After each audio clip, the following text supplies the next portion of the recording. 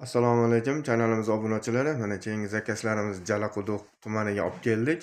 Ikki qanotli, bitta bir qanotli, 3 ta eshik olib keldik. Olib kelib o'rnatib berdik. Mana kvadratini 700 ming so'mdan o'rnatib bo'ldik. Unda xolasa bu akamiz uni 2-etajga qo'ydik. Gipsa kartonlarda qilib bo'lgan ekan. Nashinglarda addirkadan keyin qo'yib berasizlar dedi. Bo'p dedik. Nashni atrof nashnilarni keyin qo'yib beramiz. Mana bu yerda bir qanotli eshigimiz. Ko'rib turganlar penalar qatirib bo'ldik. Uni ochilib yopilishlari ham duppillab juda ham chiroyli holatda ochilib yopiladi. Zamonlarimiz ham chiroyli yaxshi zamonlardan qo'yganmiz.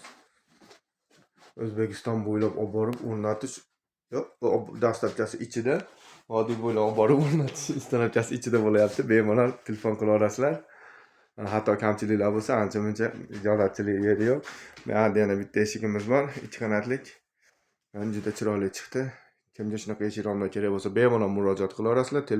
Murojaat uchun telefon raqamlarimiz 93lik 075 87 64. 50 xizmatidamiz. El qatori mana sizlarga ham xizmat ko'rsatib, olib borib o'rnatib beramiz, xudo xolasa. Mana yoqqan bo'lsa, bitta like podpiska bosib qo'yamiz, kanalimiz keyinroq tarqalish uchun. Hatto kamchiliklar bo'lsa, oldindan uzr so'rab boraman. Ancha-muncha adashib ketamiz. Endi bloger emasman. Shuning uchun aybga buyurmaysizlar. Rahmat, sog' bo'linglar, salomat bo'linglar.